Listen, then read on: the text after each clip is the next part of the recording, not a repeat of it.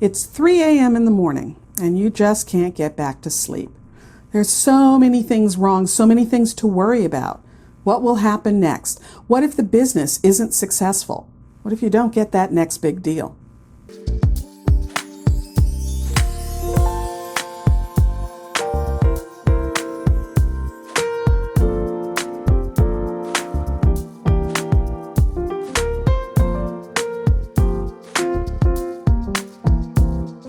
Hi entrepreneurs, I'm Vicky Brown, and you're in the right place if you want to engage your team, boost your business, and grow your leadership muscle.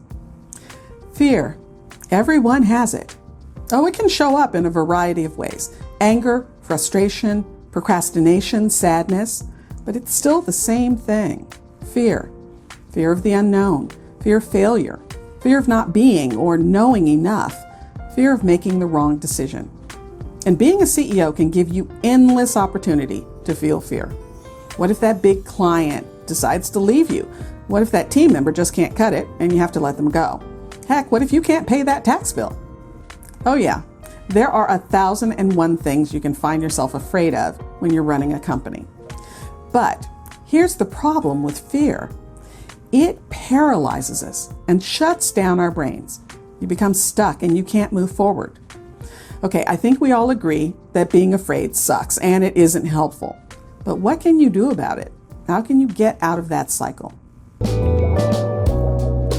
Face the dragon first. By that, I mean do the hard thing first thing in the morning. Don't let the anticipation of your imagination get you quaking in your boots. Don't just sit there and wallow in fear. Take action and do it first thing in the morning. Get it out of the way. The philosopher Seneca said, "There are more things likely to frighten us than there are to crush us. We suffer more often in imagination than in reality." When you have something hard to do, it's the anticipation of doing it that can kill you. What if this happens? What if that happens? What should I say? What should I do? Honestly, stop baking the thing to death and just get on with it. Because once you take that first step, the next step will become clearer. You're afraid that client will leave you? Well, don't just sit there. Rev up your marketing efforts. Follow up on those lost sales. Reach out to those perhaps forgotten referral partners. And be creative. By the way, creativity, well, that's another thing that fear stops dead in its tracks. How about creating, or if you already have one, enhancing a subscription service and targeting a wider market? Or is there another service or product you can offer to existing clients? After all, if you can sell more to the ones that you have, it can shore up the lost revenue from a client leaving. How about you're afraid you don't know enough? Well then, go out and learn. We all need to expand our knowledge, and you're no different. There's always something new, a new perspective, a new way of thinking, new tools to use.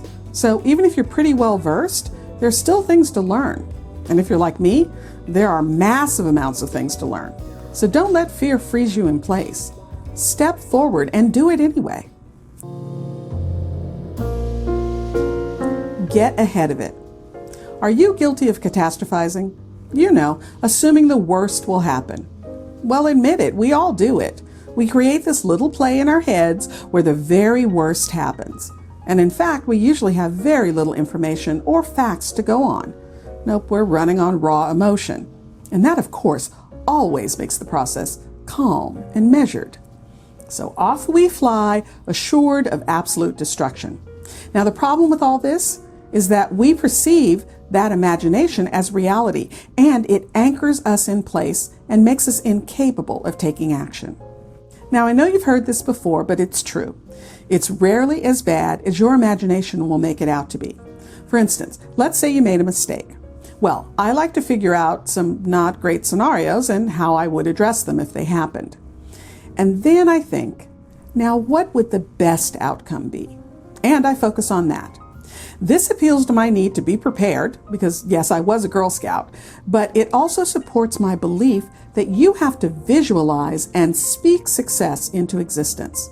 Once I know I've created some sort of plan, then I can put that away in my brain and put all my energy and that dang imagination towards seeing, no, being in that success. get perspective. Overcoming fear is all about how far you can see, because fear cuts off your future vision and it forces you to stare at only what is, well, what you think is, right in front of you. Well, the secret is that fear can't stand up to your ability to see far and wide. When you get perspective, whatever you're afraid of stops being this huge monster and takes up a much smaller space in relation to the big picture. And I found that one of the best ways to get your perspective back is to change it. Get away from where you are and into someplace different. In other words, get up and get out. Go outside, go for a walk, or even go for a run, because nature and exercise, well, that's the magic solution. But at the very least, change your scenery. It sparks your brain. The physical movement helps you take action, and the whole thing gets your creativity working again. So don't let fear stop you. Don't get stuck. Take action, and take action right away. That's the way through. If you found this information helpful, please subscribe and share. And if you're struggling with how to get your business off the ground and what comes next, check out the Leader's Journey Business Builder.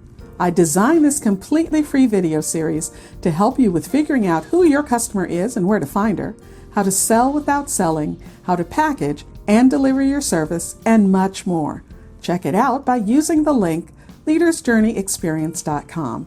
And remember, your inspired leadership is the secret sauce to having a high-performance team and a wildly successful business you'll love. I'll see you next time on Leader's Journey.